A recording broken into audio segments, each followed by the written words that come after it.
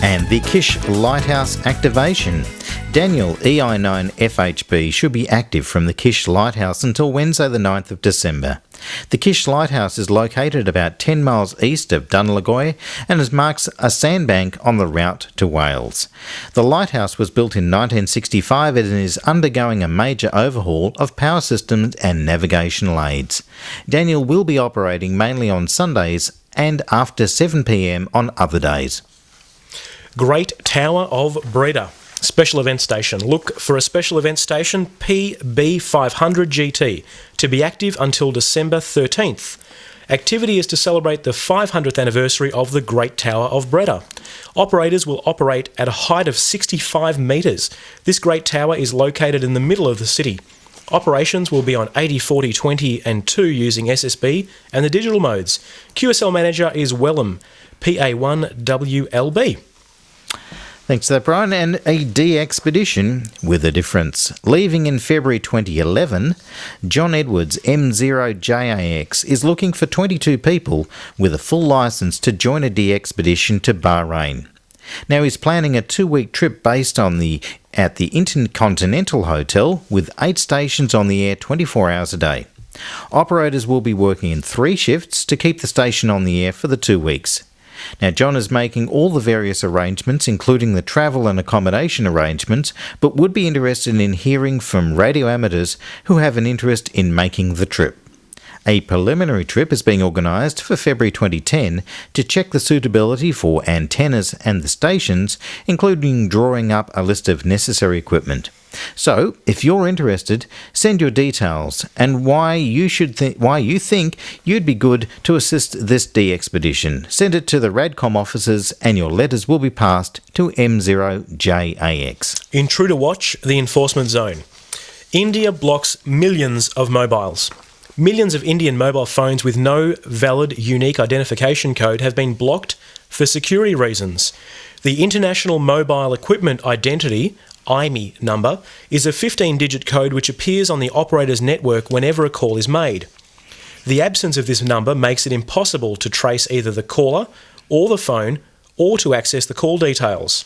Indian intelligence agencies say phones without the code have been used in attacks by militant groups. Mobile phones without the code were blocked.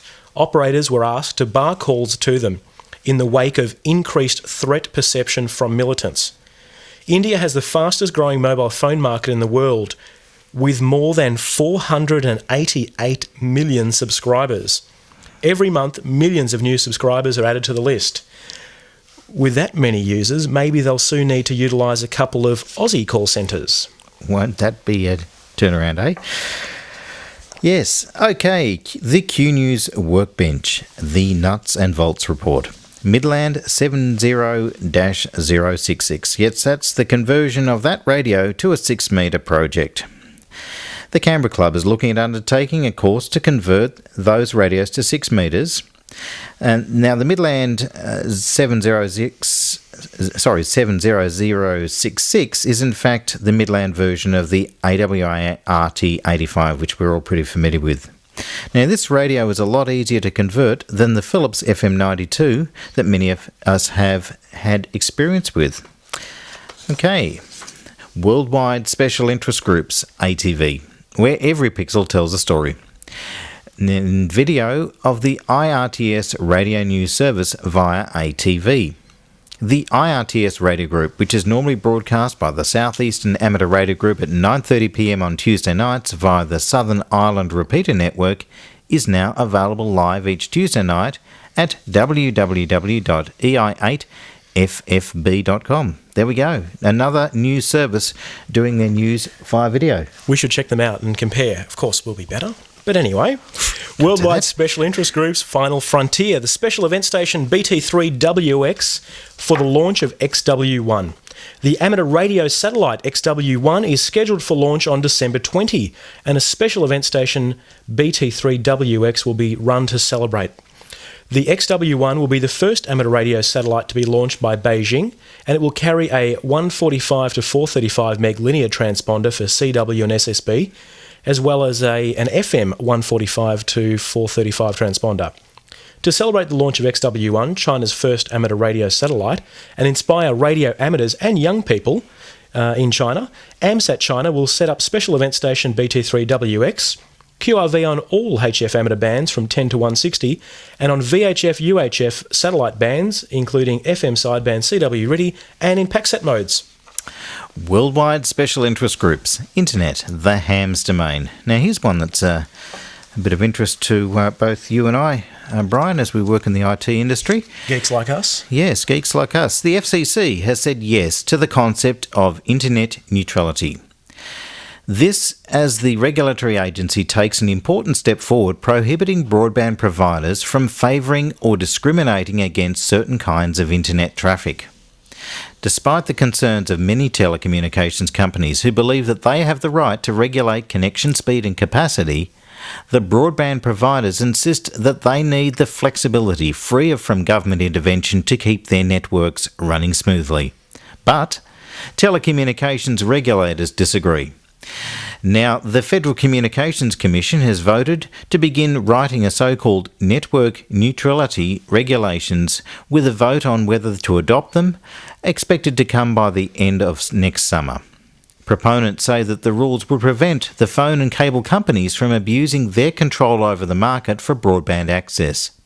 FCC Chairman Julius Janikowski said that regulations are needed to ensure that broadband subscribers can legally access all websites and services, including internet calling applications and video sites that would normally compete with the broadband companies' core businesses.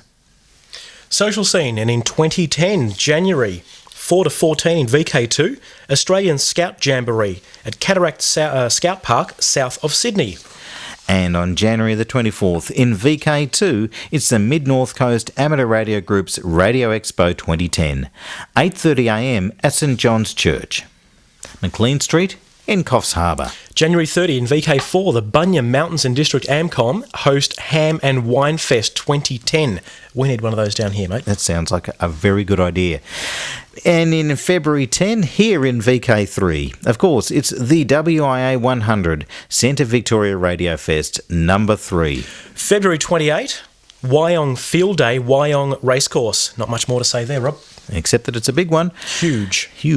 Okay, on April 2nd in VK3, it's the Midland Amateur Radio Club's Radio, Electronic and Astronomy Expo, with a venue to be advised. Well, that's it. We've come to the end of the news script, Brian, and your little Kindle. Amazon Kindle. Here we go, again for the camera, for those who are watching. I guess this is the final. I'm off to read a book. You're off to read a book, indeed. Finally. All right, Brian, thank you again for helping us with the news broadcast.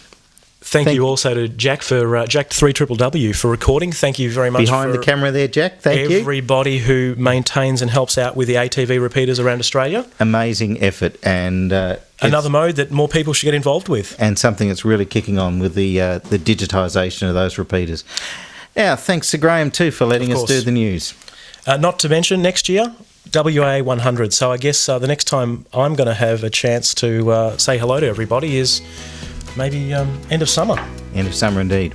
All right, and WIA 100, 100th anniversary of the WIA, and most clubs now have booked their use of the special event call sign via the WIA website. If your club hasn't done it, get on there and make sure you book your time slot to use the special event call sign next year. So with that, it's goodbye. Goodbye. Thank you, Brian. Cheers.